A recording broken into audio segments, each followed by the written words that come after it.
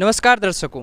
भारतीय संस्कृति अगर जीवित है तो कुछ वरिष्ठ और ऐसे व्यक्तित्वों के वजह से ही जीवित है जिन्होंने आज भी उसे सजो रखा है, और उन्हीं में से एक नाम मैं आप सबके सामने लाने वाला हूं, डॉक्टर पीके सिंघल जी, जो कि भारतीय संस्कृति और धर्म के प्रचार प्रसार के लिए हमेशा काम करते हैं। समाज में जो भारतीय समाज में लोगों में अपनी सनातन संस्कृति और धर्म में आस्था नित्य प्रति कम हो रही है, ये एक बड़ा चिंता का विषय है। तो हमने सोचा कि इस आस्था को बढ़ाने का एक ही उपाय है कि जो हमारे घरों में, जो आप देखें, जो हमारे धर्म ग्रंथ हैं, जैसे रामचरितमानस हो, उनका पठन पाठन बहुत कम हो गया है। तो हमने 2030 तक भारतवर्ष के हर परिवार में श्री रामचरितमानस का नित्य पाठ हो कुछ समय के लिए, ये हम इसी को कराने में हमारा। और देखिए, इस चीज़ के लिए हम जो प्रेरित हुए, एक हमारे जो प्रधानमंत्री है, आदरणीय प्रधानमंत्री श्री नरेंद्र मोदी जी से हम बहुत ही प्रभावित हैं। उसका देखिए मेन रीज़न ये है कि उनमें, मोदी जी में अगर आप देखें, उनके रोए रोए में सनातन संस्कृति का निवास है, आप समझिए। और मैं उससे ज़्यादा प्रभावित क्यों हुआ कि मैं देखिए एक बच्चे का डॉक्टर हूँ। मैंने देखा कि जो कुछ बच्चे मेरे पास आते थे, माँ आती थी, वो कहती थी बच्चा हमारा मंदिर नहीं जाता है, डॉक्टर साहब इसको समझाइए। वो नहीं जाता था, लेकिन एक समय के बाद जब वो एक बार आया मेरे पास तो उसने कहा, माँ ने कहा कि अब ये बच्चा हमारा मंदिर जाने लगा है। तो हमने कहा ऐसा कैसे?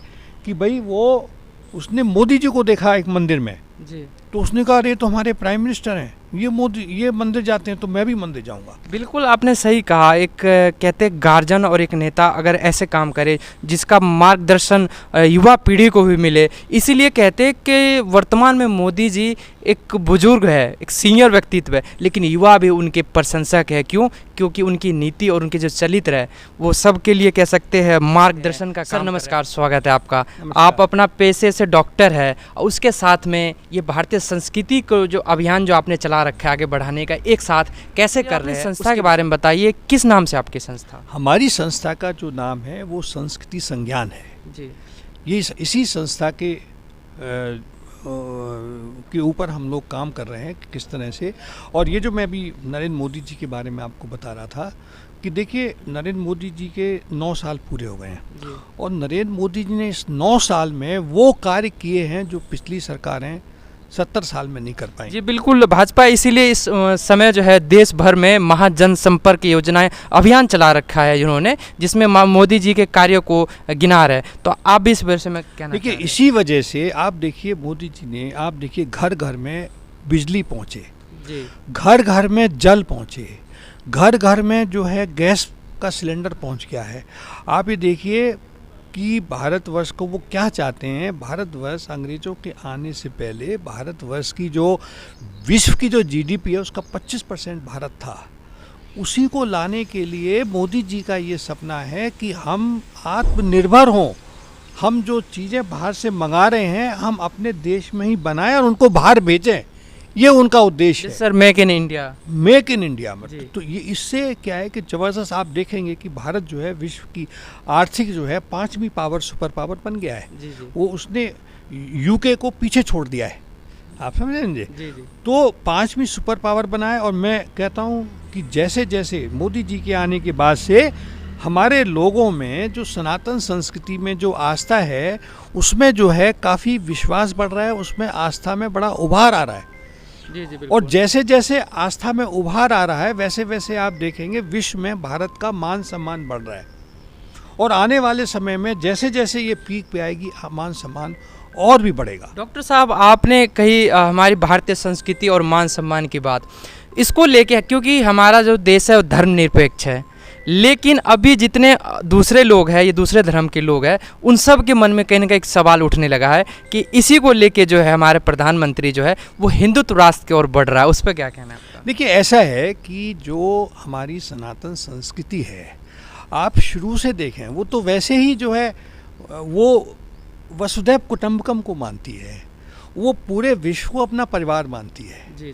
तो उसके लिए कोई ना मुसलमान उसके लिए अलग है, ना ईसाई अलग है। और भारतवर्ष में आप देखें ज़्यादातर मुसलमान ईसाई तो पहले हिंदू ही थे जी। तो इसलिए जो सनातन संस्कृति है, लोगों का सोचना ये बहुत ही गलत है, केवल ये राजनीति करने का एक। अब आप देखिए आप दिल्ली में ही देख लीजिए, दिल्ली में आप देखेंगे, मैं आपको एग्जाम्पल दे सकता हूँ, मयूर विहार जैसी जगह में जहाँ पे कि 90% से ज़्यादा 98% हिंदू रहते हैं और वहाँ पे 10-15 परिवार मुसलमानों के हैं। वो वहाँ पे क्यों रहते हैं? वो इसलिए रहते हैं कि भाई हमारा बच्चा यहाँ पे रहेगा तो आप लोगों के साथ, बच्चों के साथ वो अच्छा पढ़ लिख जाएगा।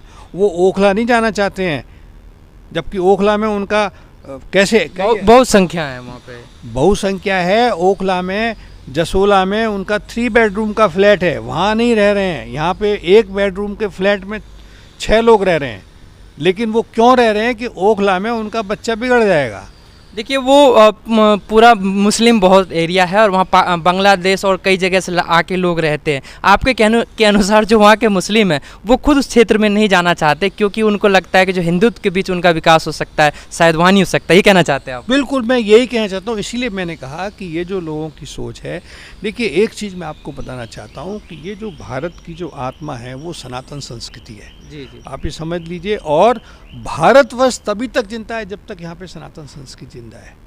जी जी बिल्कुल। इसलिए सनातन संस्कृति का विकास करना, सनातन संस्कृति में लोगों की आस्था पैदा करना हम सबका परम कर्तव्य है।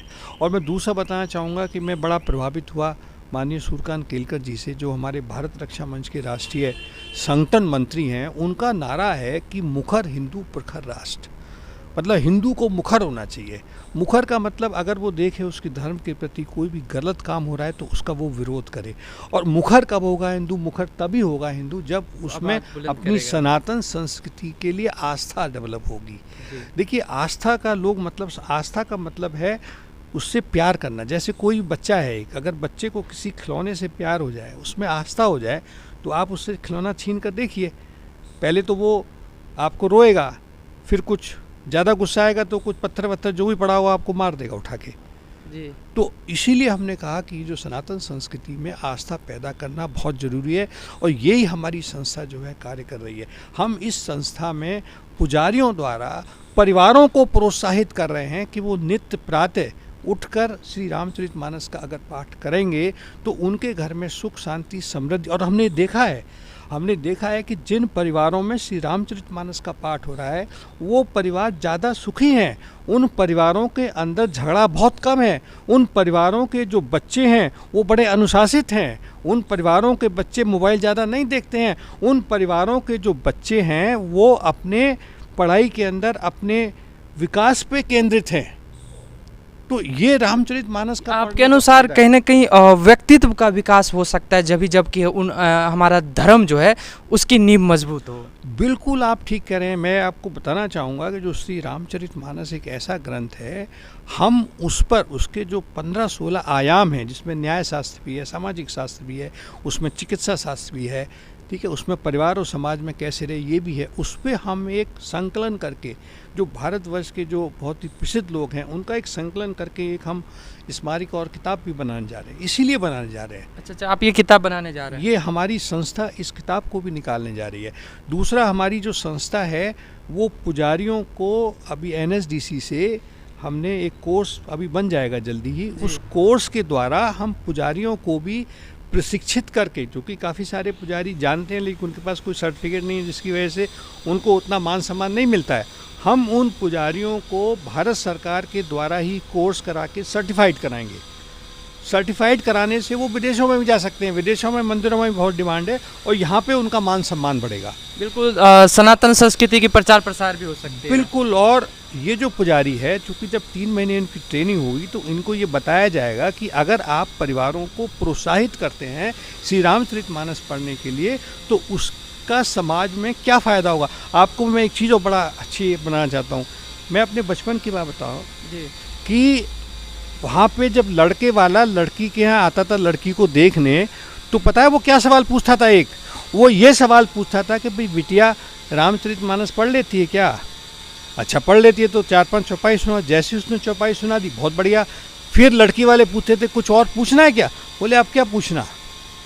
लड़की रामचरितमानस पढ़ लेती है। आपने युवा पीढ़ी की जो बात बताई है एक महत्वपूर्ण बात है, लेकिन आजकल के युवा जो है विज्ञान के दौर में यानी पश्चिमी संस्कृति को अपना के जो हमारी धार्मिक संस्कृति है, जो हमारी सनातन संस्कृति है, उससे दूर होते जा रहा है। कहीं ना कहीं एक छोटा सा मैं भी एक बात यहाँ रखना चाहूँगा, जब से पश्चिमी सभ्यता में विज्ञान ने आविष्कार करना शुरू किया, तरक्की किया है, आपको भी ज्ञात होगा, दर्शकों को भी ज्ञात होगा कि ये लगभग 15वीं-16वीं शताब्दी के बाद इन्होंने आविष्कार ज़्यादा से ज़्यादा किया है। और ये कब किया है? जब इनका पदार्पण भारत में हुआ है। तो कहीं ना कहीं ये चीज़ें जो हमेशा बनी रहती है कि विज्ञान को जो कुछ सुझाव मिला है वो हमारे वेदों से और हमारे यहाँ के जो खंडों से उनसे जानकारी मिल के ही विकास हुआ है। तो आजकल के युवा के लिए आप क्या कहना चाहेंगे जो विज्ञान से सनातन संस्कृति और वेदों को पीछे समझने लगे?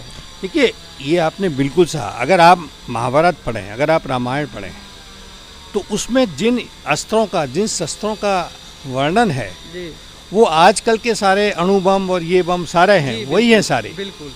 तो वो सारी विज्ञान हमारे वेदों में है। और कई ऐसे वैज्ञानिक ने जो इसका आविष्कार कर, उन्होंने माना भी कि उन्होंने भारत से ये चीज़ें सीखी है। नहीं है, बिल्कुल। और पुष्पक विमान क्या था? हनुमान जी लंका पार कैसे कर गए, है नहीं? वहाँ पे साइंस थी, पुल बनाया। आप देखिए ना, पानी के ऊपर पुल बनाया गया। जी जी। तो ये सब विज्ञान था पूरा। नॉट ओनली साइंटिस्ट थे, ये सारा विज्ञान था। लेकिन क्या हुआ कि ये जो अंग्रेज़ों के आने के पश्चात भारतवर्ष में अंग्रेज़ों ने क्या काम किया कि उन्होंने अपनी पश्चिमी शिक्षा, कालगणना और जो विज्ञान था उसको हम लोगों के ऊपर थोपा जी। और पूरे विश्व को उससे प्रभावित किया और हम भी प्रभावित हो गए, जिसकी वजह से हमारे अंदर एक हीन भावना आ गई।